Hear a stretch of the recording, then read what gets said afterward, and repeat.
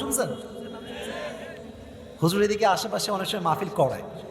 একটা তাফসিরের মাঝে কথা মনে পড়ে গেল, কিছু নেতা দেখবেন এমন একটা অবস্থা, নেতারা এমন একটা ভাব, ইয়ার ইয়ে তো আভি কে আভি জান্নাত সে ভাগ কে আই হে দুনিয়া মে, কিন্তু বাটপার নাম্বার 1।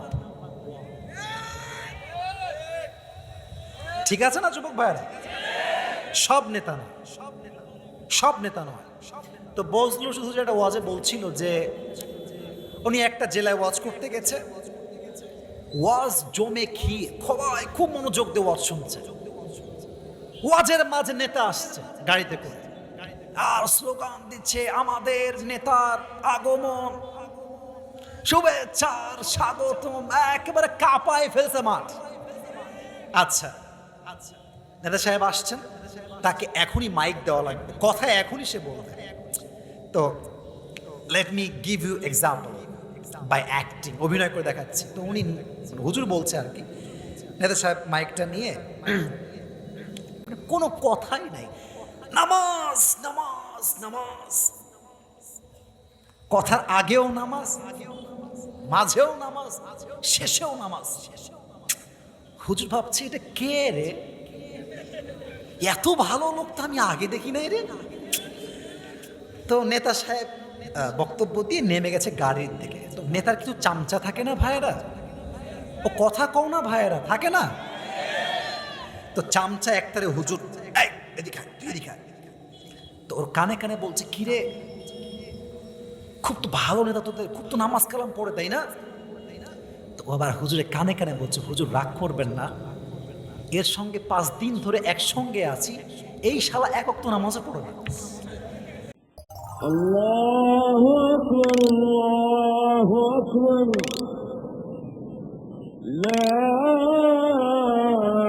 ইলাহা ইল্লাল্লাহ। আমি নিজে দেখেছি একজন নেতাকে ওয়াশরুম থেকে বের হয়ে সোজাই আল্লাহু আকবার নামাজ। তার মানে এটা নামাজ আল্লাহর জন্য নয়, এটা লোক দেখানো ভোট পাওয়ার নামাজ। এই নামাজ দিয়ে জনগণ সাময়িক খুশি হবে, আল্লাহ খুশি হবে না যুবক ভাইরা।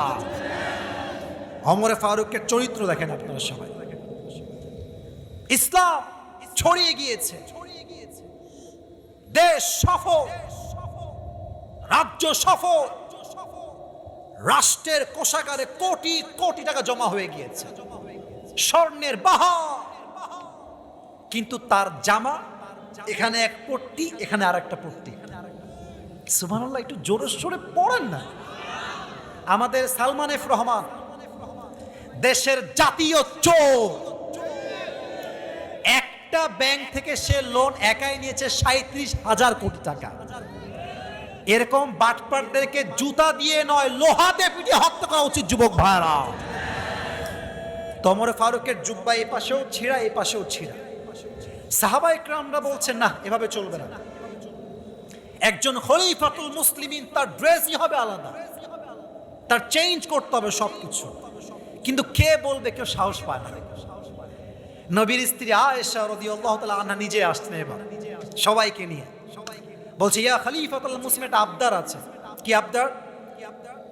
আপনার ড্রেসটা সুন্দর করলে ভালো হয়, একটা ভালো জুব্বা পরলে ভালো হয়, একটা সুন্দর ড্রেস পরলে আপনাকে দেখতে সুন্দর লাগবে।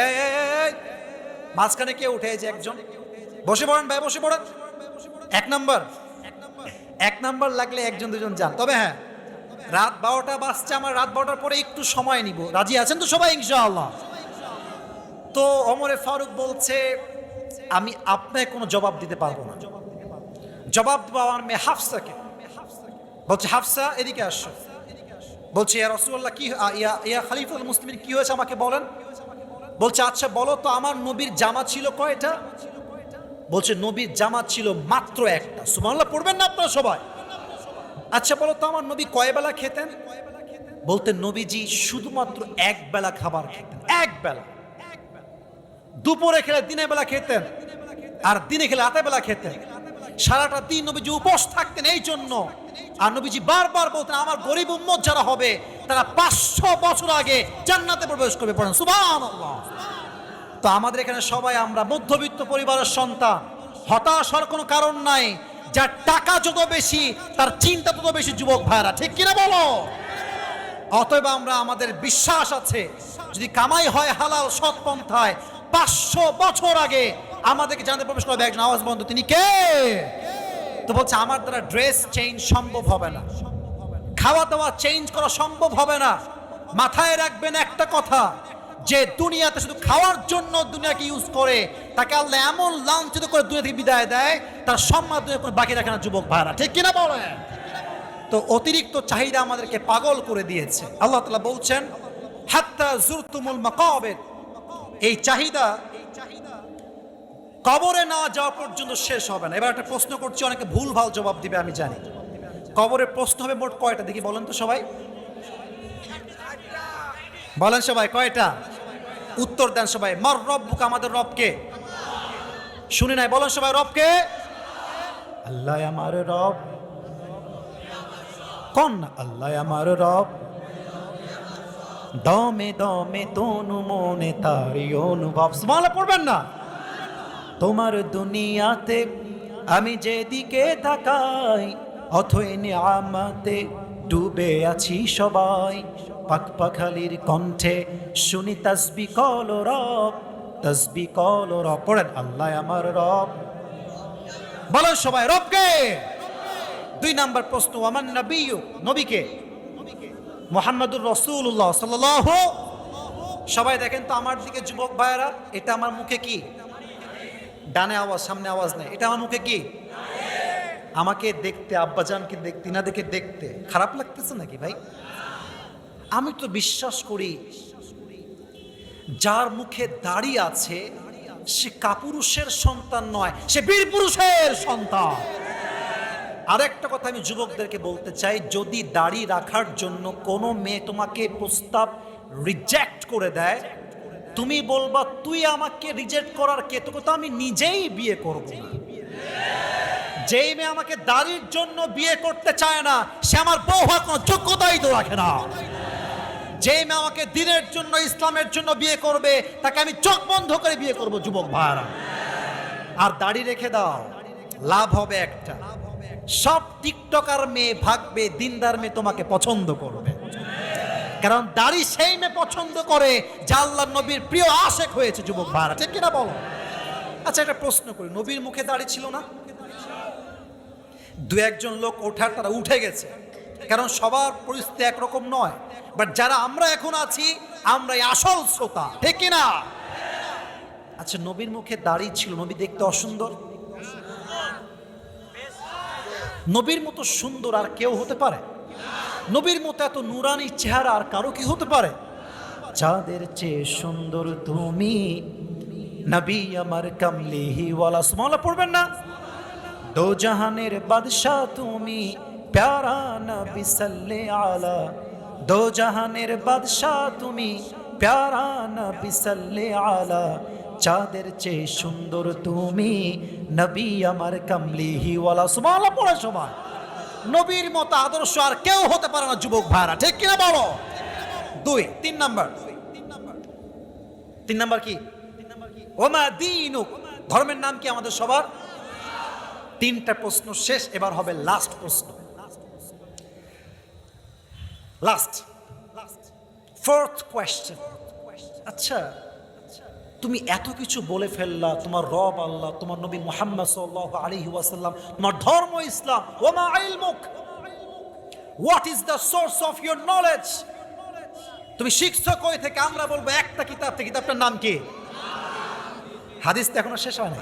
সরি, আল্লাহ তাআলা বলছেন যখনই আমার বান্দার 4টা উত্তর শেষ হয়ে যাবে, ফেরেশতা বলবে আর কোনো প্রশ্ন করো না, তার কবরের সঙ্গে জান্নাতের দরজা খুলে দাও, তার কবরকে প্রশস্ত করে দাও। কোন সুবহানাল্লাহ।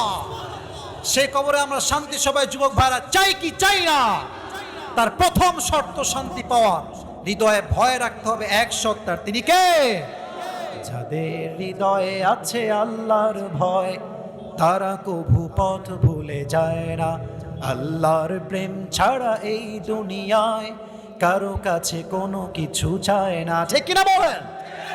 আচ্ছা 12টা বেজে গিয়েছে, আমি কয়েকটা আয়াত, 6টা আয়াত বাকি আছে, অন্তত ট্রান্সলেশন তর্জমা করব। সবাই শুনবেন তো ইনশাআল্লাহ? আচ্ছা, আমি আরেকবার আবদার করছি, ওই যে যুবকটা দাঁড়াইছিল ওই ছাড়া, ওকে ছাড়া যদি আরো কোনো বাঘের বাচ্চা একজন থাকো, একটা তাকবীর দাও দাঁড়িয়ে, একজন বাঘের বাচ্চা।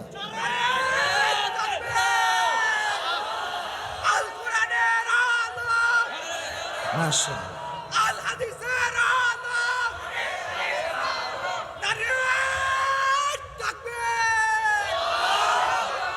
এর নাম কি রে? হাফেজ। মাশাআল্লাহ, আল্লাহর তাকবীরকে কবুল করে পড়া আমিন। আরে মিয়া, মোহনপুরের সংসদ বাঘের বাচ্চা আমার সামনে। আপা জান দেন।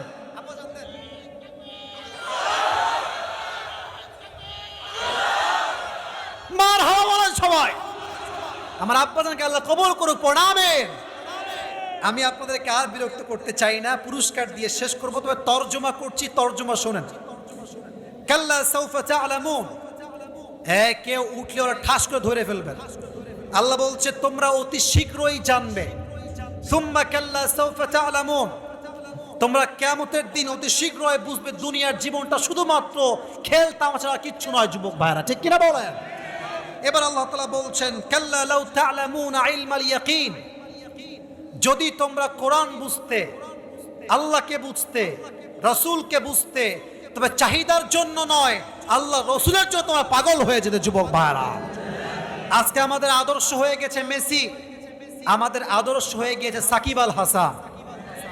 এটা হচ্ছে আওয়ামী লীগদের 1 নাম্বার পা চাটা দালাল। আমরা আমাদের আদর্শ সাকিব আল হাসান নয়, মেসি নয়, নেইমার নয়। আমাদের আদর্শ হচ্ছে বিশ্বনবী মুহাম্মদুর রাসূলুল্লাহ সাল্লাল্লাহু আলাইহি ওয়াসাল্লাম। যুবক ভাইরা মাথায় রাখবা, যারা স্বার্থের জন্য রাজনীতি করে এরা ভোগের রাজনীতি করে, আর যারা দিন কায়েমের জন্য রাজনীতি করে এরা আল্লাহর জন্য রাজনীতি করে। যুবক ভাইরা, আল্লাহ তাআলা বলছেন জ্ঞান থাকলে তোমরা পথভ্রষ্ট হতে না। লা তারাউন্নাল জাহিম, অবশ্যই অবশ্যই তোমরা জাহান্নামকে দেখবে। লা তারাউন্নাহা আইনাল ইয়াকিন, তোমরা সচক্ষে দেখবে। সুম্মা লা তুসআলুন্না ইয়াওমা ইদিন আনিন নাঈম, এবং সেই কিয়ামতের ময়দানে তোমাদের সমস্ত নিয়ামত নিয়ে তোমাদেরকে জিজ্ঞাসা করবে। একজন আওয়াজ দিয়ে বলেন তো তিনি কে? এবার আসুন পুরো তাফসীরটাকে রিপিট